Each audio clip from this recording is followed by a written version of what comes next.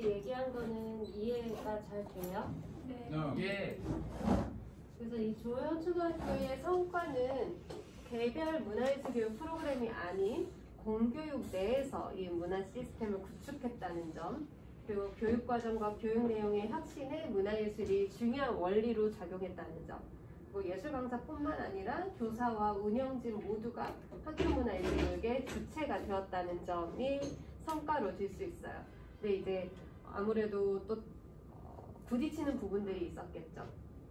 이런 학교가 뭐 무슨 선도학교, 뭐 지정학교 이런 식으로 하면서 이제 지원금을 받았는데 그 지원금이 종료가 되면서 학교 자체 내에서 이제 이 예술 강사들이 오면 아무래도 예술 강사비도 줘야 되고 이런 상황인데 그걸 학교 자체 내에서 이제 충당을 해야 되는 상황이죠. 근데 그게 재정적으로 또 어려움이 있다 보니까 그런 부분을 또 마련해야 되는 상황들, 또 학생 수가 몇 배로 갑자기 늘다 보니까 그러면은 그 학생을 또 케어를 해야 되고 또 그런 교육 환경을 만들어야 되는데 그런 부분에서도 어려웠던 부분, 그리고 초등학교 뭐 공교육은 다 그런데 이게 가장 부딪히는 부분인데요.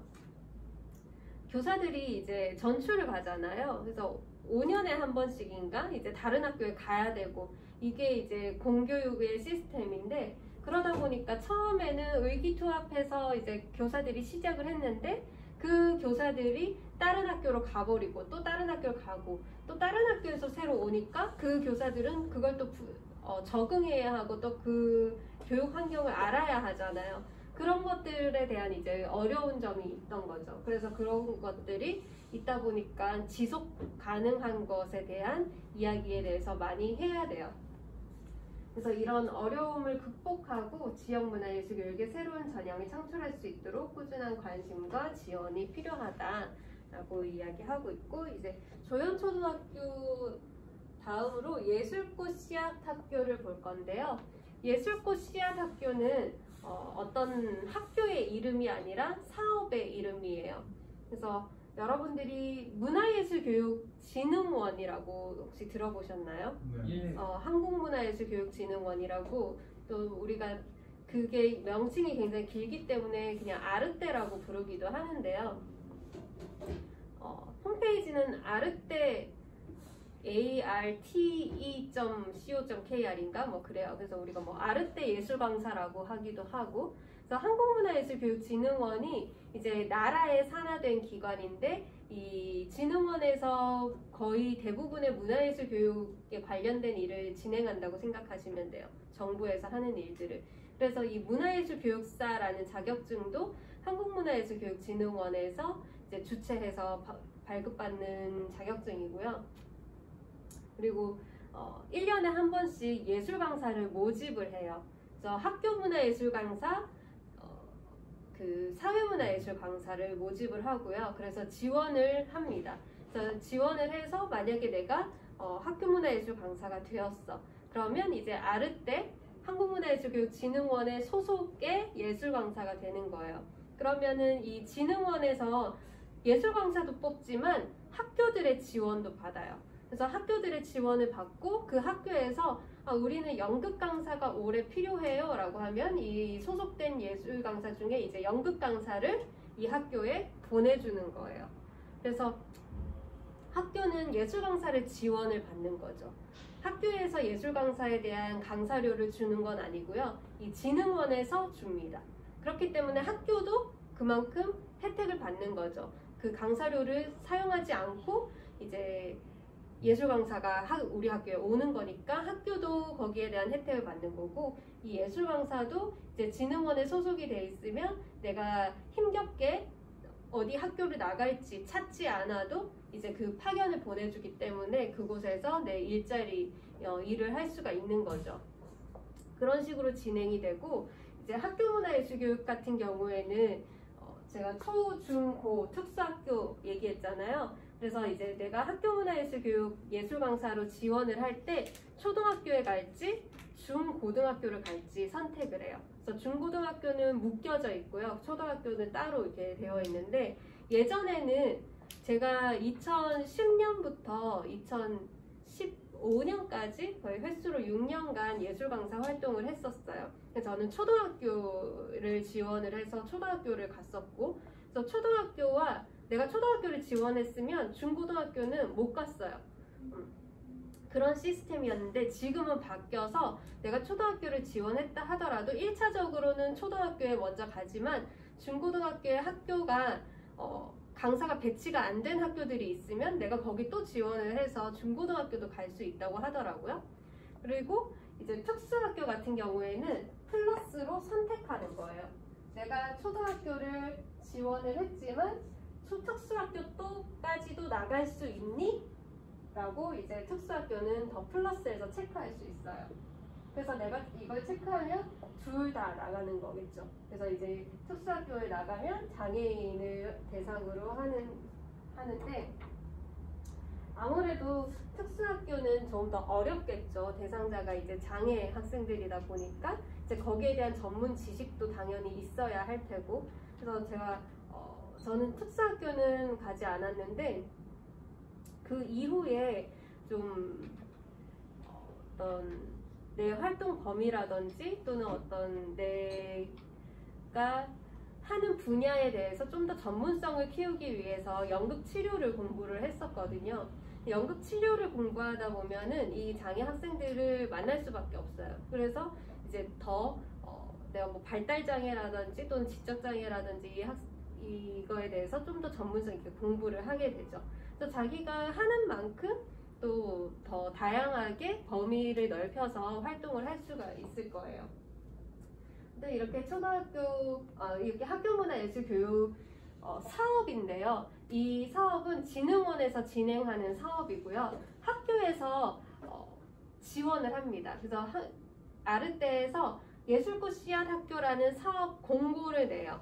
그러면은 이 공고에 이제 학교가 지원을 하는 거죠. 우리 학교도 이 예술꽃 씨앗 학교 사업에 신청을 해봐야겠다. 그러면 이제 심사를 거쳐서 학교를 선정을 합니다. 그랬을 때 이제 그 학교에 이 문화예술 교육을 할 수 있도록 해주는 사업이에요.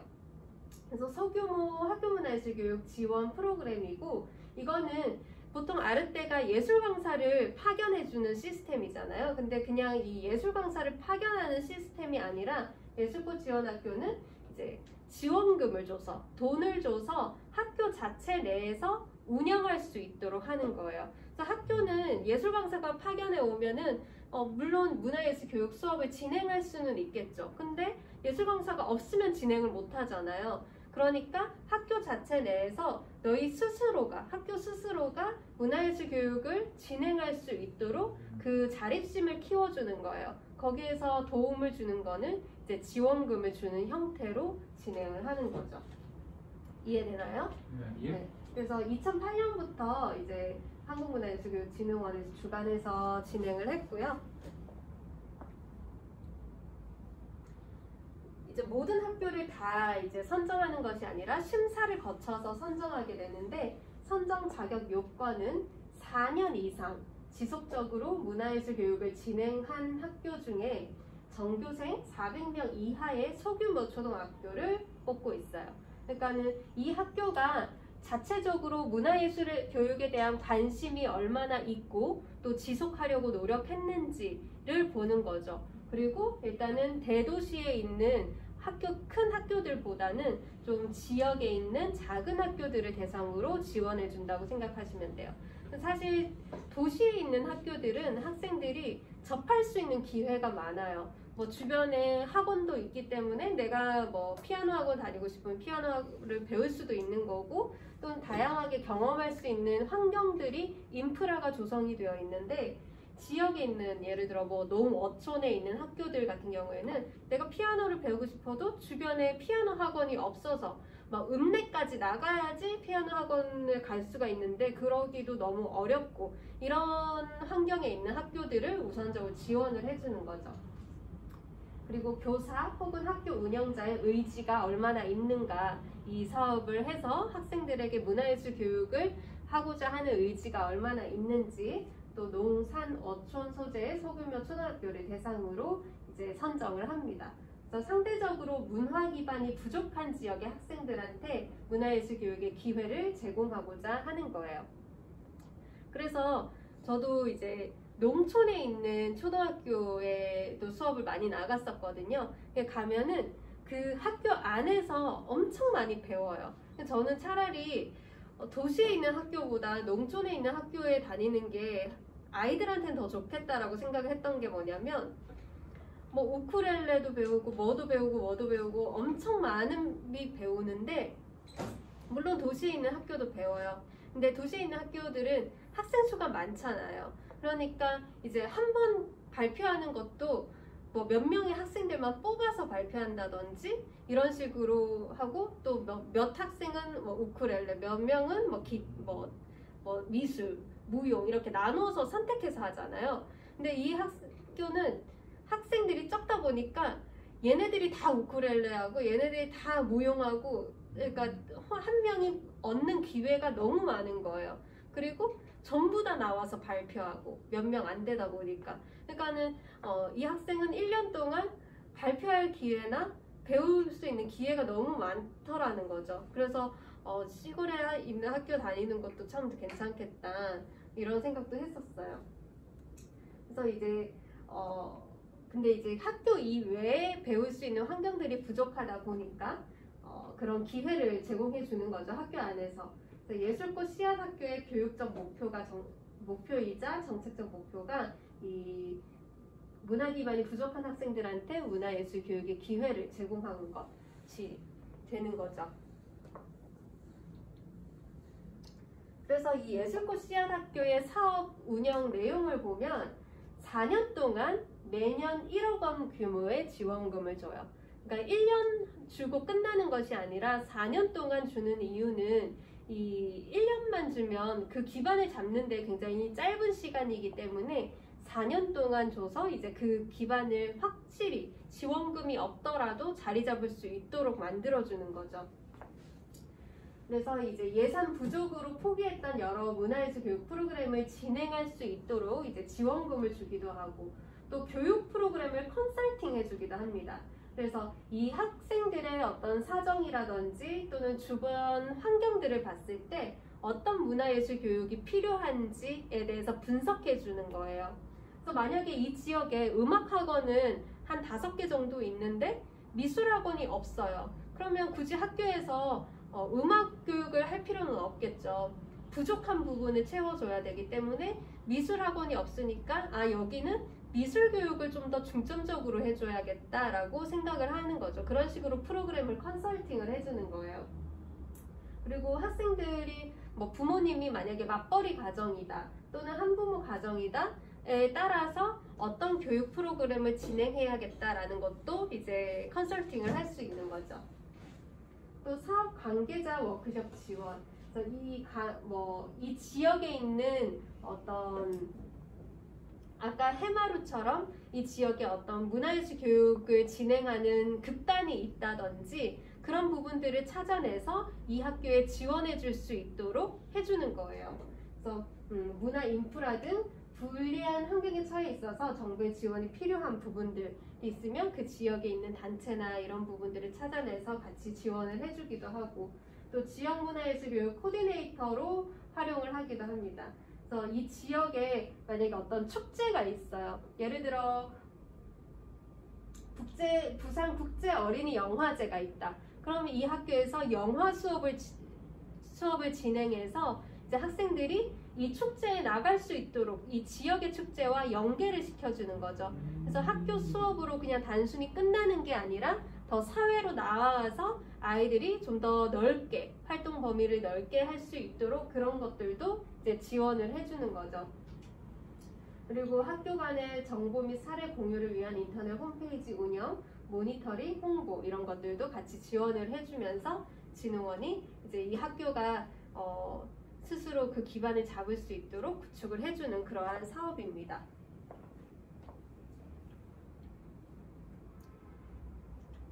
이러한 사업의 성과는요, 학생, 교사, 지역 모두에게 다양한 영향을 미쳤는데 문화적 취약 지역에서 지역 사회문화예술 교육의 구심적 역할을 수행했다. 또 일정 부분 문화예술 교육의 확산에 기여했다. 또 학교의 문화예술 환경을 개선하고 학교의 물적, 인적 자본을 확충하고 또 문화예술 인프라 및 지역 네트워크를 형성할 수 있었다. 문화예술 교육의 결과물을 학교뿐만 아니라 지역 축제 참여 등의 형태로 지역사회와 공유하면서 학교와 지역사회를 연결하는 다리 역할을 수행했다. 뭐 이런 다양한 성과들이 있었고요. 또 학생들을 대상으로 설문조사를 해봤더니 표현력, 창의성, 협동심, 사회성을 함양하는 데 효과적이었다. 그리고 미술 창의성, 음악 표현성, 공연 효능감 등 문화예술적인 효과가 있었다라고 합니다. 근데 반면에 또 어려운 점, 또 개선해야 될 점들이 있어요. 그래서 사업이 이제 4년 동안 매년 1억 원의 지원금을 주고 또 이런 여러 다양한 뭐 프로그램 컨설팅이라든지 인프라 확충이라든지 이런 도움을 줬는데 이 사업이 딱 끝나고 나서 이제 그걸 어떻게 지속해야 하는지에 대한 모니터링은 제대로 되지 않기 때문에 학교 스스로가 이제 해야 하는데 하려고 해도 또 그 어려운 점에 부딪히고 또 진흥원에서도 그 지속성에 대한 이야기가 없기 때문에 좀 그런 부분이 필요하다라는 점. 그리고 지속적 프로그램 운영을 위한 예술 강사 확보와 재정이 준비되어 있지 않은 점. 이런 특히 농어촌이나 좀 가기 어려운 학교들 도서벽지 학교라고 하는데요. 정말 소규모의 학교들을 도서벽지라고 하는데 그 도서벽지에는 예술 강사들이 가기도 되게 어려워요. 제가 안동에 도서벽지 학교에 한번 나간 적이 있었는데 안동에 그때 차 운전해서 갔었는데 거의 진짜 산을 한 2개를 넘고 갔었거든요. 그래서 전교생이 6명이었어요. 그리고 거기에 있는 교사가 3분 계셨고 그래서 너무너무 재밌었어요. 사실 가는데 오고 가는 데는 사실 힘이 들긴 했지만 그 수업할 때만큼은 너무 재밌었고 되게 가족적인 분위기였고 우리 막 영화 선생 김봉두인가? 뭐 그런 거 찍는 듯한 그런 기분. 그래서 아이들 데리고 나가서 딸기밭 앞에 딸기밭 가고 개울가 가고 그렇게 근데 그게 너무 당연화된 나뿐만 아니라 이제 원래 기존에 있는 정규 교사들도 그렇게 아이들 데리고 이렇게 나갔다 오기도 하고 그렇게 진짜 작은 학교였는데 1년 하고는 딱 더 못 가겠더라고요. 그러니까 좋긴 했지만 왔다 갔다 하는데 일단 내가 수업하는 그 시간보다 더 기니까 왔다 갔다 하는 시간이 그러니까 물론 차비도 나오고 도서벽지 학교가 일반 학교보다 조금 더 강사료가 더 나오긴 해요. 그럼에도 불구하고 굉장히 힘든 거죠, 사실은. 그래서 그 학교에 가려는 예술 강사가 잘 없겠죠. 또 차가 있어야 하고 차 없으면 못 가는 곳이거든요. 대중교통이 안 되어 있기 때문에. 그런 때도 이제 예술 강사들이 이렇게 오지 않는 거에 대해서 어떻게 해줄 거냐라는 부분들, 이런 부분들도 사실 필요한 거죠. 그리고 지원 사업의 성과 및 결과를 보다 체계적으로 검증할 필요성이 제기되고 있다. 사실 이런 문화예술 교육을 통해서 어떤 성과가 있었냐라고 했을 때 학생들한테 설문조사하는 거 말고는 이 학생들한테 정말 도움이 되었을까라고 객관적인 검증을 하기가 어려워요. 물론 결과물로 눈에 보여지는 것들, 뭐 미술을 그림 그린 거를 전시한다든지 공연을 한번 한다든지 이건 정말 눈에 보이는 결과잖아요. 근데 그 결과물을 내기는 하는데 그걸 함으로써 정말 이 학생들한테 정말 어떤 의미 있는 도움이 되었나라는 것을 더 알기 위한 어떤 객관적인 검증이 필요하다라는 거죠.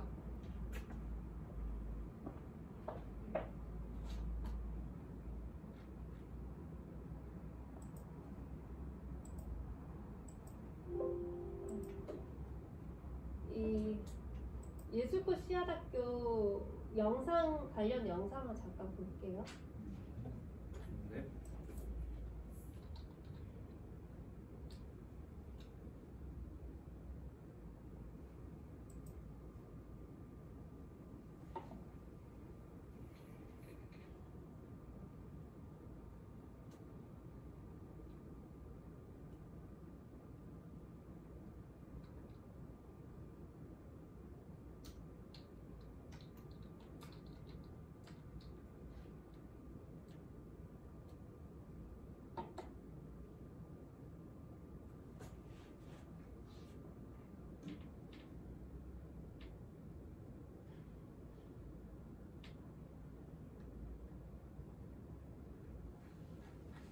이렇게 되게 많은 학교에서 이 예술꽃 씨앗 학교를 진행하고 있어요.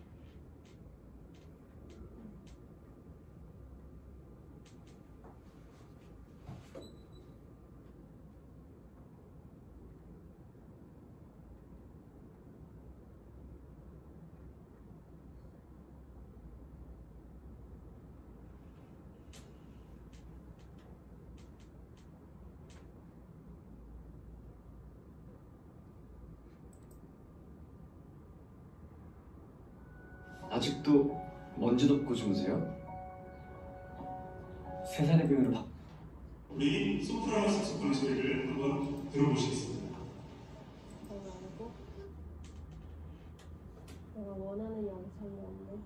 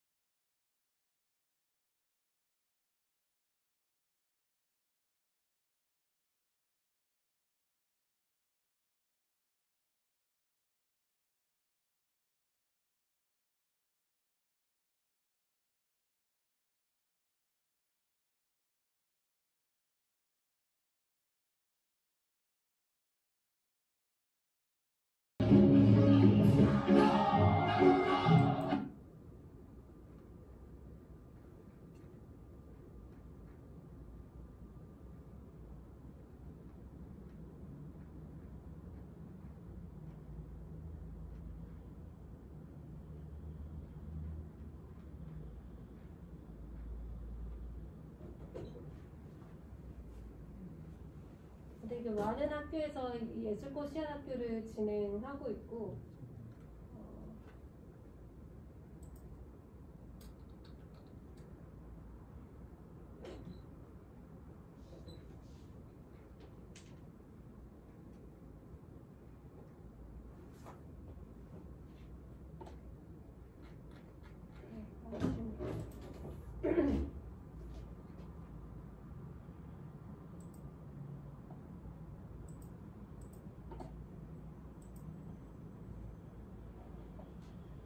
이런 사업을 진행하다 보면 항상 어려운 점이 있는데 이제 교사로서의 어려운 점은 교사들은 자기가 이 문화예술 교육에만 할애할 수가 없잖아요. 자신의 일이 있고 또 교사들이 학생들을 가르치는 일만 하는 것이 아니라 그 외적인 업무가 굉장히 많다고 해요. 그래서 그 외적인 업무들도 담당해야 하는데 이제 이것까지 해야 되니까 그 시간 할애에 대한 부분이라든지 또는 아까 이야기한 것처럼 전출 가는 일, 이 사업이 끝나기 전에 종료되기 전에 전출을 가고 또 새로운 교사가 오면서 이 사업에 대해서 또 알아야 하고 막 이런 부분들, 또 역할 분담 이런 부분들에서 좀 어려움이 있었다라고 이야기를 해요. 그래서 소통 구조와 열린 체계, 문화예술 교육의 각 주체들이 안정되고 효과적으로 문화예술 교육에 전념할 수 있는 정교한 구조가 제도화되어야 한다. 그리고 또 예술 강사의 또 어려운 점은 지역의 문화예술 단체와 무관하게 예술 강사들에게 예술 관련 수업을 맡기는 형태. 그러니까 조연초등학교 같은 경우는 예술 단체한테 맡겨서 이거를 같이 이제 윈윈하는 형태로 갔다면 이제 예술꽃 씨앗 학교 같은 경우에는 대부분 지역에 있는 문화 단체보다는 예술 강사들한테 주기 때문에 그거를 이제 지속하거나 또 예술 강사를 확보하는 데 문제가 있었다. 그래서 교사와 예술 교육과 학교와 문화예술 교육 단체가 파트너십을 갖고 동등하게 지역 문화예술 교육의 주체로 나서야 한다라고 이야기하고 있어요. 이러한 지원 형태는 탑다운 형식이라고 해서 하향식의 집중 지원 정책입니다. 하향식 집중 지원 정책은 뭐냐면 어떤 지원금을 주고 이렇게 쓰라고 큰 틀을 주는 거예요. 대부분의 지원금 형태는 이런 탑다운 형식으로 되어 있습니다. 예를 들어서 여러분들이 나중에 이제 사회에 나가서 예술가로서 내가 어떤 지원을 할 수도 있겠죠. 또는 단체가 지원을 하는 경우들이 있어요. 공연을 하나 창작을 하는데 지원금을 받아서 창작을 해야겠다. 그런 경우들 대부분이거든요. 이게 자체적으로 제작금은 잘 없어요, 극단이. 그래서 돈이 없기 때문에. 그래서 지원금을 얻어서 지원금을 받아서 보통 제작을 많이 하게 되는데, 그런 지원금의 형태는 다 이 탑다운 형식입니다. 그래서 예를 들어 인건비는 지원금의 몇 프로를 사용을 해라. 또 뭐 무대 사용비는 얼마나 몇 프로를 사용을 하고, 또 뭐 소품을 사용하는데 몇 프로를 사용해라 라는 어떤 큰 틀을 주면서 돈을 줘요. 그렇기 때문에 그 이상을 책정을 할 수가 없어요. 그래서 배우의 개런티를 예를 들어서 뭐 60만 원을 책정을 했다. 근데 60만 원을 하면은 인건비가 그 책정한 데에서 넘어버려. 그렇기 때문에 배우 개런티를 우리는 60만 원을 주고 싶지만 그것 때문에 30만 원밖에 줄 수가 없는 상황인 거죠. 그렇다면 나머지 30만 원은 극단의 자체 그 돈으로 30만 원 메꿔서 60만 원 주면 되는데 자체 돈이 없으니까 그냥 30만 원만 주는 거예요. 그래서 이런 형태들이 대부분인데, 이런 것에 대한 단점은 뭐냐면 그런 상황을 고려하지 않는다는 거죠. 또 예를 들어서 인건비가 굉장히 많이 드는 극단이 있어요. 또는 인건비는 적게 들지만 무대를 엄청 많이 이제 투자를 하는 단체들이 있죠. 그런 식으로 다 상황이나 환경이 다름에도 불구하고 그걸 고려하지 않고 거기에 맞춰서 돈을 써야 된다는 거죠. 그래서 이 예술고 씨앗학교도 마찬가지예요. 예를 들어서 어떤 학교는 장비들이 굉장히 잘 갖춰져 있어요. 여기에 영화를 찍을 수 있도록 카메라도 있고 조명도 있고 다른 장비들도 있고, 또 음악을 아이들한테 가르쳐주기 위해서 우쿨렐레도 한 명당 하나씩 다 악기를 가질 수 있을 만큼 그런 장비들은 다 구축되어 있어요. 근데 대신 예술 강사가 너무 오기 어려운 환경이에요. 그러면은 예술 강사한테 인건비를 조금 더 줘서라도 예술 강사를 올 수 있게끔 해줘야 되죠. 근데 똑같이 다 맞춰져 있다는 거죠. 그렇기 때문에 자체적으로 예술 강사한테 강사료를 좀 더 준다든지, 또는 어떤 학교는 예술 강사에 올 수도 있고 다 괜찮은데 장비가 너무 없어요. 그래서 우리 학교는 장비를 좀 사야 되겠어. 근데 그것도 한정이 되어 있다 보니까 장비를 더 이상 살 수가 없는 거죠. 그런 식으로 학교마다 이런 사정이라든지 환경이 너무 다름에도 불구하고 이렇게 맞춰서 써야 된다는 것. 그래서 단위별 상황을 고려하지 못한 판단과 정책이다라는 것가 이제 단점인 거예요. 그래서 자율성을 억압하고 비효율적이다라는 이야기가 있어요.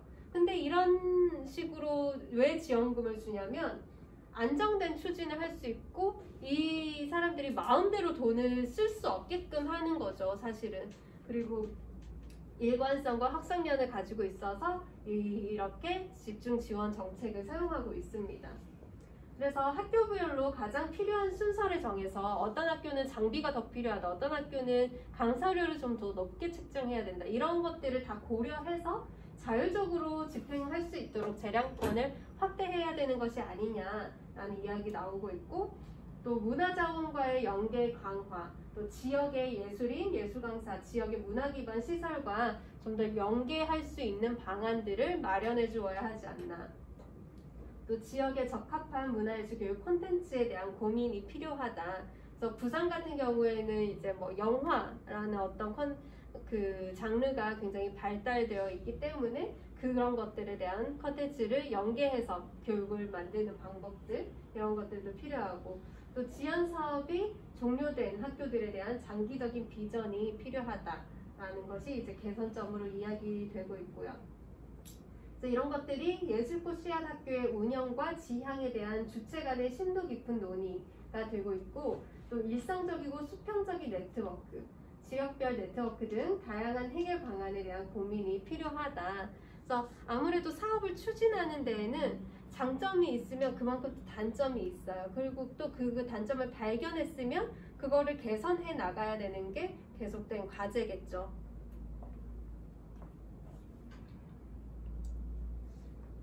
이거는 우리나라의 이야기가 아니고요. 이제 영국에 있는 학교문화예술교육인데 크리에이티브 파트너십이라고 해서 예술꽃 문화학교와 같이 그런 사업 명칭이에요. 근데 이제 학교에 지원을 해주는 건데 영국은 일찍부터 이 예술교육에 대해서 굉장히 중요하게 생각했어요. 그래서 영국 교수 학습 방법에서 이제 이야기를 할 부분인데 영국에서는 이제 교실 드라마라고 해서 학교 안에서 연극 수업을 진행하는 것에 대한 중요성을 생각한 교사들이 굉장히 많았고 그래서 학교 안에서 연극 수업을 진행을 합니다. 그걸 교실 드라마라고 해요. 그래서 영국에서는 교실 드라마가 진행이 되고 미국에서는 또 그의 영향을 받고 또 예술 교육이 또 미국에서는 시작이 돼요. 그런 것들의 영향을 받아서 우리나라가 다 왔다고 생각을 하시면 되거든요. 그래서 영국은 일찍부터 문화와 예술이 창출하는 경제적 효과나 사회적 가치에 주목하게 됩니다. 그래서 공적 재원을 활용한 다양한 문화 정책을 추진하게 되는데요.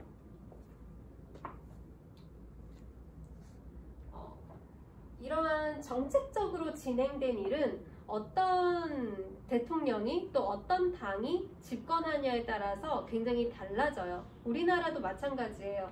그래서 우리나라도 이 문화예술에 대해서 굉장히 중요하게 생각하는 당이 집권을 하고 있을 때는 그 부분에 대해서 지원금이나 어떤 발전을 위해서 굉장히 많이 노력해요.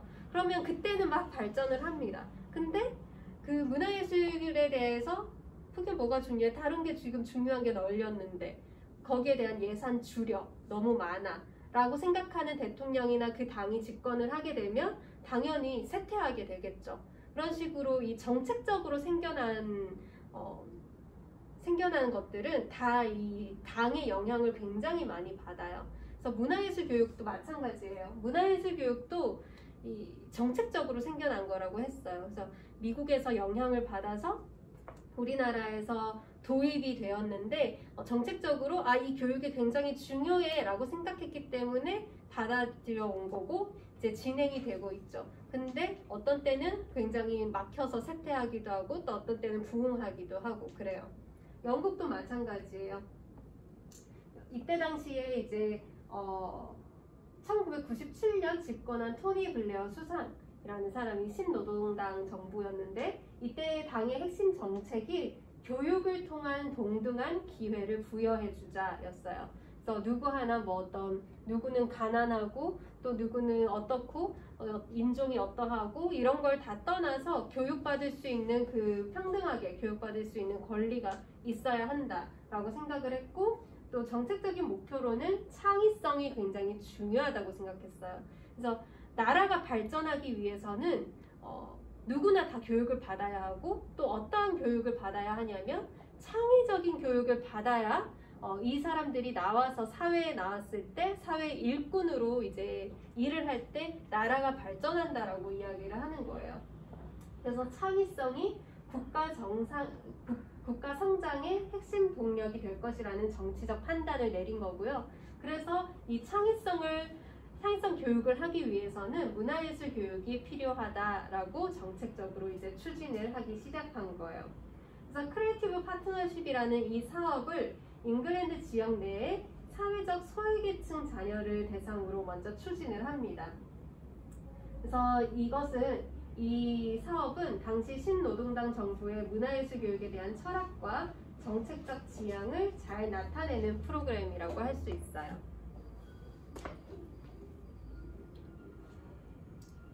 또 영국에는 켈 로빈슨이라고 창의성 전문가인데 이 로빈슨은 학교가 창의력을 죽인다라는 제목을 가지고 강의를 해요. 그리고 엄청난 인기를 끌기 시작합니다. 그래서 세계를 돌아다니면서 이 주제를 가지고 강의를 했어요. 그래서 왜 학교가 창의력을 죽이는가? 바로 전통적인 교육이 창의력을 죽인다라는 얘기겠죠. 그래서 일방적으로 이런 주입식 교육, 이런 교육들은 창의성을 죽이고 그래서 이 학교가 창의성 교육을 하기 위해서는 바뀌어야 한다라고 주장을 하기 시작한 거예요. 그래서 창의력 증진 교육을 위해서는 침묵의 교실에 예술가를 비롯한 각 분야의 전문가를 참여시켜야 한다고 주장을 합니다.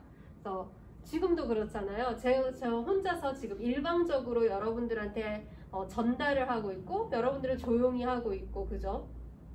이런 침묵의 교실이 아니라 이런 교실은 창의성을 죽인다라고 이야기하는 거예요. 그래서 아이들이 직접 토론하고 생각해보고 경험해보고 이러한 교실로 만들어야 한다라고 주장을 한 거죠. 그리고 그 안에 예술가를 투입시켜야 한다라고 주장을 한 거예요. 그거를 이제 신노동당 정부가 창의성을 정책적 목표로 가지고 있었기 때문에 이 의견을 적극적으로 수용한 겁니다. 그러면서 이제 크리에이티브 파트너십이 시작이 된 거예요. 줄여서 CP라고 해요. 그래서 이 크리에이티브 파트너십은 문화와 예술이 특정 계층의 전유물이 아니라 모든 이들의 삶의 일부로 일상적인 생활에서 항상 항유되어야 한다. 그러니까 우리가 예전에는 예술이라고 하면은 진짜 귀족들이 뭐 옷을 굉장히 이제 갖춰 입고 가서 공연장에 앉아서 우아하게 관람하는 것이었어요. 그러니까 당연히 하층민들은 접하지 못한 게 예술이었겠죠. 근데 그렇게 어떤 특정 계층의 전유물이 아니라는 거예요. 그래서 귀족들이 너 뭐 화가 한 명 이제 고용해가지고 스폰서처럼 이제 돈을 주고 자신의 초상화를 그리게 하고, 그래서 이런 시대가 아니고 이제는 모든 국민이 예술을 즐길 수 있어야 하고 또 직접 더 나아가서 예술을 해봐야 하고, 그렇게 이제 인식이 변하는 거죠. 그래서 요즘에는 특히 내가 하는 것에 더 중점이 맞춰져 있어요. 그래서 요즘에 예전에는 뭐 공연을 보러 가는 것, 또 뭐 미술 작품을 감상하는 것을 이제 즐기는 시대였다면 이제 지금은 그 시대가 아니거든요. 내가 예술가가 아니라도 내가 무대에 서는 것, 내가 더 중요해진 거예요. 내가 무언가를 경험하는 것. 그래서 이제 DIY도 그렇게 해서 생긴 거잖아요. 책상을 그냥 기존에 있는 기성품을 사는 것이 아니라 내가 만들어 볼 거야. 내가 만든 것을 내가 사용했을 때 어떤 그 애착이라든지 성취감이라든지 이런 게 있잖아요. 그래서 요즘에는 다 DIY의 시대로 왔고, 예술 또한 내가 그냥 가만히 앉아서 구경하는 것으로 끝나는 게 아니라 나도 배우가 될 수 있어 의 시대로 온 거죠. 그래서 요즘에는 그런 일반인 극단들이 많이 생겨나고 있어요. 그죠? 그래서 뭐 직장인 연극 단체, 뭐 극단, 뭐 이런 식으로 진행을 하기도 하고, 그러니까 직장인들이 그냥 취미로 공연을 볼 수 있죠. 근데 그거에 만족하지 않는 시대인 거예요. 그래서 그냥 공연 보는 게 아니라 취미로 내가 직접 연극을 해보겠다, 내가 직접 무대에 서보겠다, 이런 시대로 온 거죠. 그렇기 때문에 이 강사들이 더 필요해진 거예요. 그래서 일상생활에서 이런 문화예술을 경험할 수 있는 이러한 신노동당의 철학과 문화예술 교육을 통해 양성된 창의적 인재들이 경제 주체로 활동해서 국가 경제를 활성화할 수 있다라는 기대를 가지고 이런 새로운 패러다임의 문화예술 교육 정책으로 발현한 겁니다. 우리나라도 이 문화예술 교육 정책을 가지고 올 때 교육적으로 유의미해서 그냥 가지고 왔다, 그거에서 끝나는 게 아니에요. 그럼 문화예술 교육을 함으로써 이 교육을 들은 아이들이 성장해 왔을 때, 나중에 사회인이 됐을 때 국가 발전에 기여하겠다라는 것이 분명히 있기 때문에 이걸 정책적으로 가지고 온 거죠. 국가 발전과 그리고 사회의 어떠한 안전, 보호에 분명히 필요할 것이다. 우리가 사회적으로 뭐 층간 소음 때문에 사람을 죽이고 어떤 뭐 말 싸우다가 분노로 인해서 이 분노 조절 장애로 인해서 누군가를 해치고 이런 일들 많이 발생하잖아요. 범죄. 근데 이런 문화예술 교육을 통해서 범죄를 줄일 수 있다라고 생각을 한 거예요. 그래서 어떤 지역적으로든 사회적으로든 이 문화예술 교육이 들어가면서 사람들의 어떤 정서적으로나 이런데 유의미한 효과를 낳을 수 있다고 생각했기 때문에 정책적으로 가지고 온 거죠. 영국 또한 그렇게 이제 국가 경제의 활성화를 기대하고 이런 문화예술 교육을 정책적으로 가지고 오게 됩니다. 그래서 영국의 신노동당 정부의 목표는 문화예술 교육이 가지는 다양한 가치와 효용 중에서 문화예술 교육을 통해 창의적 사고와 창의성을 기르고 창의성을 바탕으로 미래 사회의 국가 경제를 활성화할 수 있는 창조 산업의 주역이 되어서 경제 주체로서 활동할 수 있도록 하는 것. 그러니까 문화예술 교육 그 자체로 좋다 이걸로 끝나는 게 아니라 그 이후에 경제 주체로서 활동을 했을 때 국가 발전에 기여할 수 있다라는 것을 굉장히 강조하고 있죠. 그래서 CP 프로그램 초기에 잉글랜드 지역 내에 사회적, 경제적, 문화적 소외 지역에 위치한 학교들의 신청을 받아서 진행을 했다고 해요. 예술꽃 씨앗학교와 굉장히 유사한 형태죠. 그래서 신노동당 정부가 CP를 통해 성취하려고 했던 여러 목표 중에 사회적 융합, 갈등봉합 같은 것들이 포함되어 있다. 아무래도 이런 사회적으로나 경제적 문화 소외 지역 같은 경우에는 훨씬 더 범죄율이 높아요. 그래서 이 문화예술 교육을 통해서 어떤 갈등을 좀 줄일 수 있도록 그렇게 생각을 한 거예요. 그리고 처음에는 이렇게 소외 지역의 학교들을 대상으로 했지만 그 이후에는 차츰 모든 학교를 대상으로 확대했다. 왜냐하면 문화예술 교육은 어떤 특정 계층의 전유물이 아니기 때문에 모든 국민이 들어야 하는 거기 때문에 이제 점차 모든 학교를 대상으로 확대를 합니다.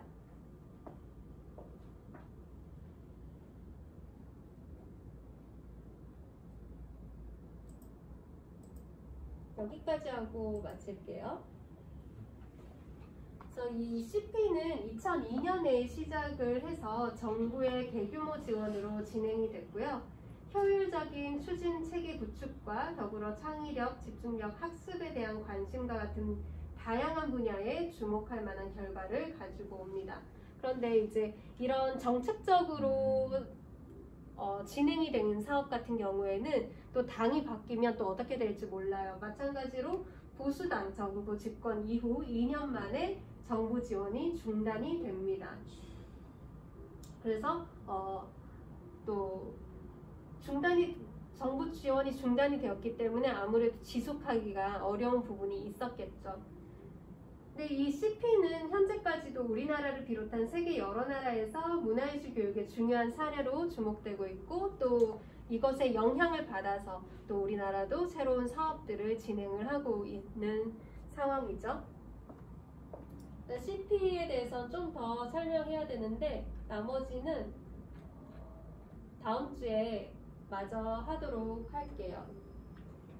네, 좋습니다. 네, 일단은 만약에 그럼 다음 주에는 여러분들이 안 오잖아요. 그럼 이 영상을 마찬가지로 지금 이렇게 찍어서 올릴 거예요. 그러면 영상을 보고 공부를 하시면 돼요. 분반이 그 격주간으로 격주로.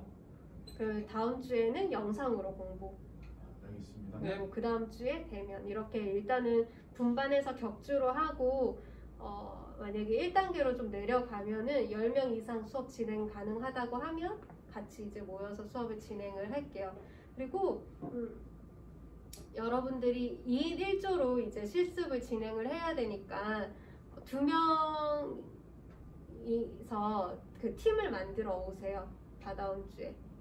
알겠습니다. A반끼리 팀하고 그렇게 해야 될 것 같아요. 아무래도 여기 수업 시간에 계속 진행을 해야 되니까 같이 수업을 듣는 친구끼리 하는 게 좋겠죠. 대면 신청자는 이거밖에 없으니까 아니면 다 팀을 이루면 되는 건가요? 인원이 A반. 만약에 제가 비대면 친구랑 짝을 지으면은 그러면은 수업 이 시간에 이제 계속 만들어 나가야 되는데 그게 어렵지 않겠어? 네. 이 시간에 소통하기가. 그러니까 지금 나와 있는 친구들끼리 하는 게 좋을 것 같아요. 지금 A반에는 나머지 4명이 다 비대면을 신청을 했거든. 그래서 이렇게 4명이 나올 것 같아. 일단 근데 뭐 한두 주 쉬고 나올런지는 어떨지는 잘 모르겠어. 만약에 A반에 다른 안 나온 친구랑 하고 싶은 친구가 있다면 한번 물어보세요. 네. 한 학기 내내 할 건지 아니면은 뭐 한두 주 쉬고 이렇게 나올 수도 있고 그러니까. 좋습니다. 수고하셨습니다. 감사합니다, 교수님.